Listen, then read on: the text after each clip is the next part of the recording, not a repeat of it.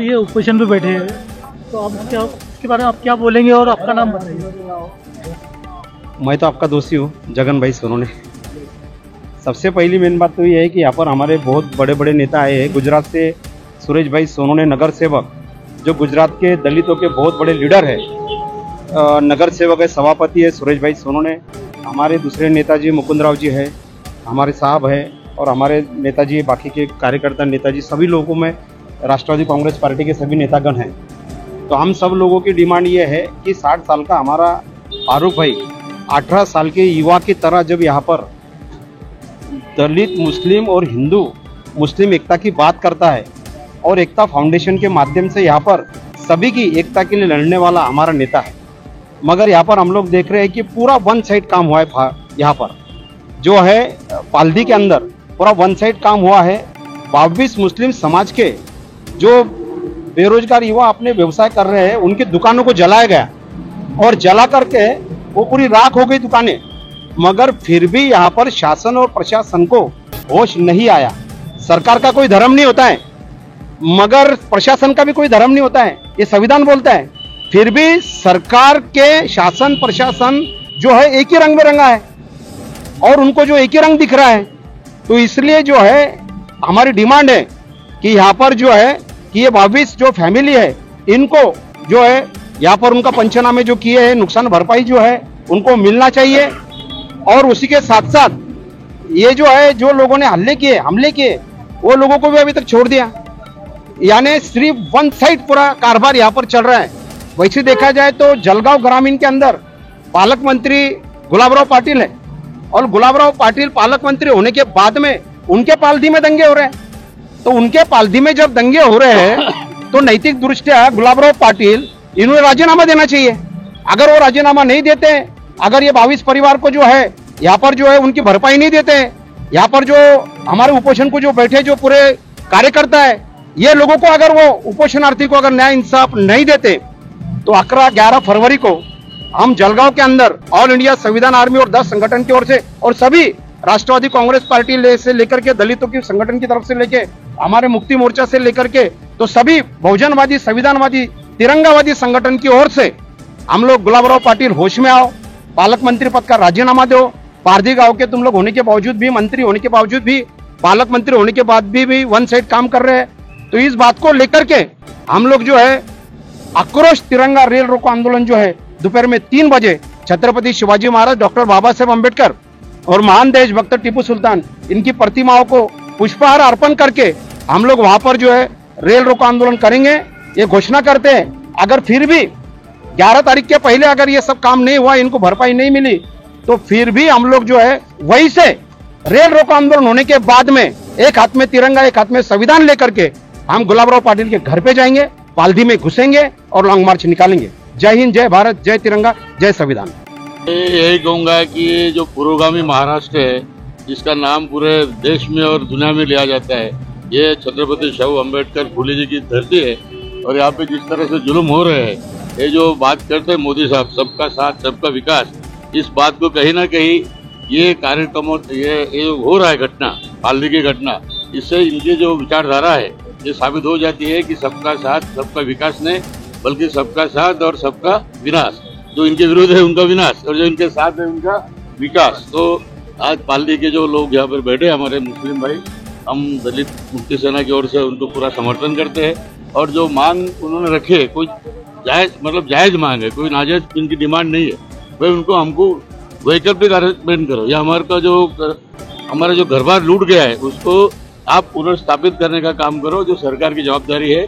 और सरकार में बैठे हुए जो लोग हैं उनकी ये फर्ज बनती है।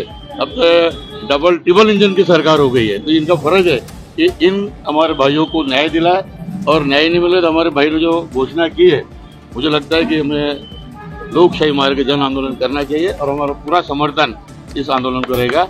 जय हिंद, जय भीम, अस्सलाम वालेकुम, खुदा हाफिज़। सर आपका नाम बताइए, आप इसके बारे में क्या बोलेंगे? मराठी बोलू, हिंदी मराठीत बोला। मी प्रमोद पांडुरंग पाटील, जळगाव जिल्हा राष्ट्रवादी काँग्रेस पार्टी शरदचंद्र पवार पक्षाचा अध्यक्ष आहे। आज या ठिकाणी पाळदी येथे 31 डिसेंबरच्या रात्री काही गैरप्रकार झाला, आणि त्या ठिकाणी पोलिसांनी गुन्हा देखील नोंद केलेला आहे की काही दुकानं त्या ठिकाणी जाळण्यात आली। त्यामध्ये काही आरोपींना अटक देखील झाली, पण उर्वरित आरोपींना लवकरात लवकर अटक व्हावी आणि त्या ठिकाणी ज्यांचं नुकसान झालंय, अतिशय हातावर काम करणारी ही माणसं आहेत, जे नुकसान यांच्या दुकानांचं झालेलं आहे, जे दुकानांचे पंचनामे, तिथून गेलेला माल याचे पंचनामे याबाबत देखील पाठपुरावा केला असता त्या ठिकाणी पंचनामे आता आलेले आहेत अशी माहिती मला या ठिकाणी मिळालेली आहे।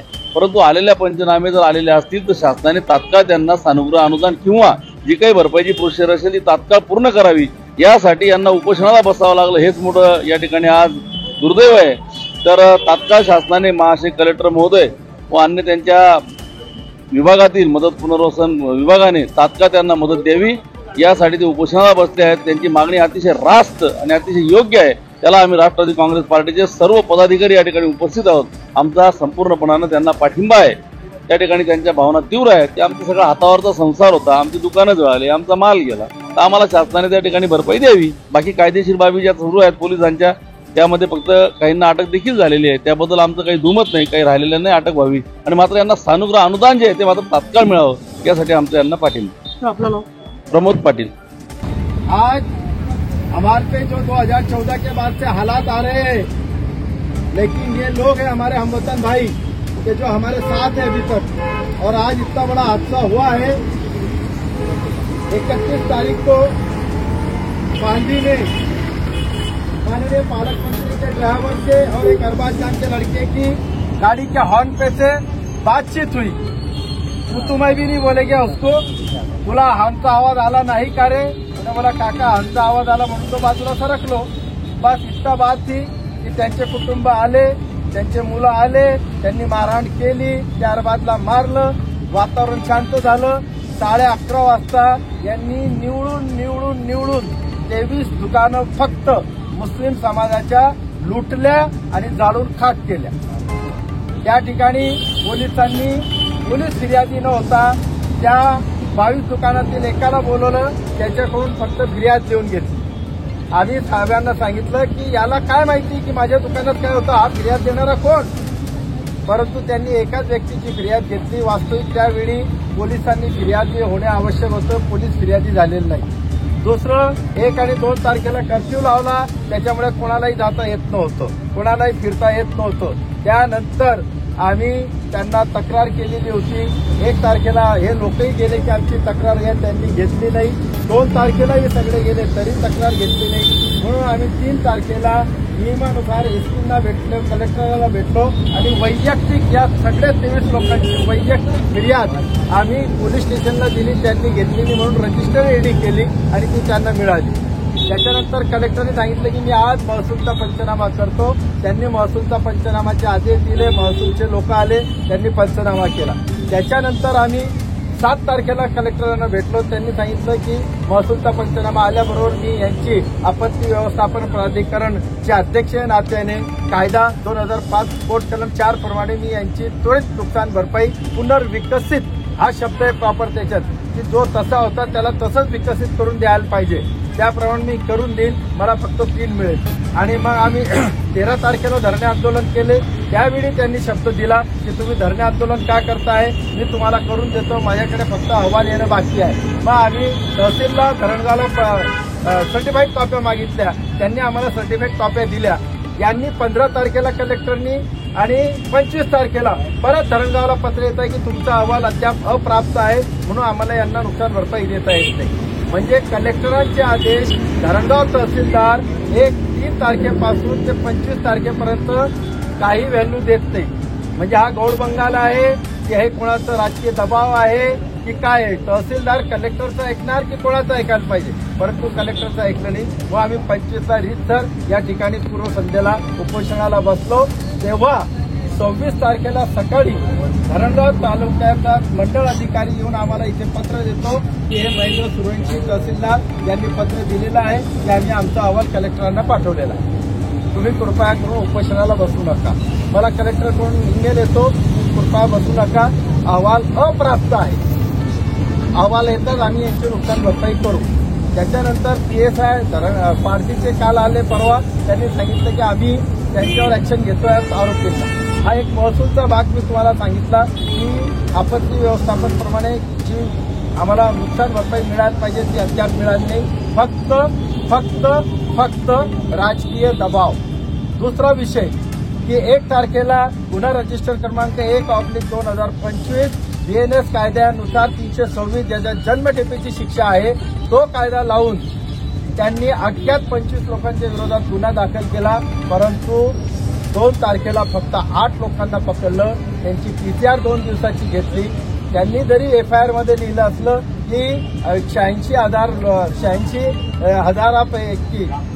लाखपैकी 28 लाख चोरीला गेलेले, 28 लाखाचा माल आणि बाकीचा जळालेला आहे, परंतु रिमांड यादी घेताना पोलिसांनी काय रिकव्हरी करायची आहे, कोणत्या आरोपीने काय केलेलं आहे, कसं जाणलेलं आहे, कसं केलेलं आहे, आम्ही त्यांना रिमांड यादीमध्ये हे कारण द्या म्हणून आम्ही धरणगाव पोलीस स्टेशनला 4 तारखेला गेलो। त्यांना सांगितलं की साहेब रिमांडमध्ये घ्या की एक्सप्लोजिव्ह यांनी कुठून आणला, आग लावण्यासाठी पेट्रोल कुठून आणला, यांनी दुकानं फोडण्यासाठी हत्यारं कुठून आणली, ते रिकव्हरी करायची म्हणून तुम्ही आता रिमांड यादी वाढवा आणि यांची PCR वाढवा। पोलिसांनी शून्य कामगिरी केली। त्यांना MCR मिळाला, MCR मधून त्यांच्यासाठी इथे जामीनला आले।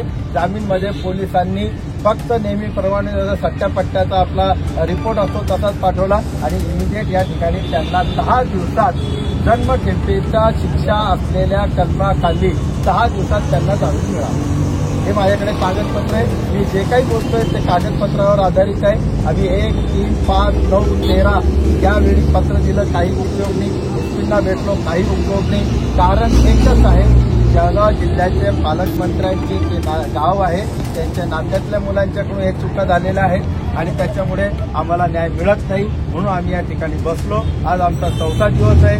आम्ही आज तुम्हाला सर्वांच्या समक्ष आणि पत्रकारांसमक्ष सांगू इच्छितो की आम्ही आज प्रशासनाला ही पूर्वसूचना परत दिलेली आहे आजच्या तारखेला की जर प्रशासनाने व पोलीस विभागाने जर 2 तारखेपर्यंत 2 फेब्रुवारीपर्यंत प्रशासनाने नुकसान भरपाई न दिल्यास आणि पोलिसांनी त्यांना बाकी आरोपी जे आहेत 8 आणि मास्टरमाइंडला अटक न केल्यास 3 फेब्रुवारीपासून आम्ही याच ठिकाणी आमरण उपोषण करणार आहोत आणि त्याच्यासाठी आता ही पूर्वसूचना दिलेली आहे। आता त्यांच्या हातात संपूर्ण आहे, त्याच्यामुळे कृपया आपणही आपलं सहकार्य, आपल्या पार्टीचं वजन, आपलं वैयक्तिक वजन वापरून आम्हाला न्याय मिळवून देण्यासाठी आपण प्रयत्न करावे ही आपणास विनंती आहे आणि आपण आम्हाला समर्थन देतात व 1-1 मिनिटाची आपण इथे बोला जेणेकरून हे पत्रकार साईड घेतील। हे आपला आवाज प्रशासनासमोर जाईल, त्यांना कळेल की फक्त 22 दुकानदार 22 मुसलमान नाही, हे आमचे जळगाव जिल्ह्यातले आमचे हिंदू बांधव सुद्धा या मुसलमानांसाठी समोर आलेले, म्हणून आपणास विनंती आहे की कृपया आपण प्रत्येकाने आपापले 1-1, 2-2 मिनिटाचे आम्हाला या ठिकाणी समर्थनचे शब्द या ठिकाणी बोला आणि आमचा उत्साह वाढवा जेणेकरून आम्ही यांच्या अन्यायाला वाचा फोडण्यासाठी आम्ही या ठिकाणी तुम्हाला आमंत्रित केलेलं आहे। धन्यवाद।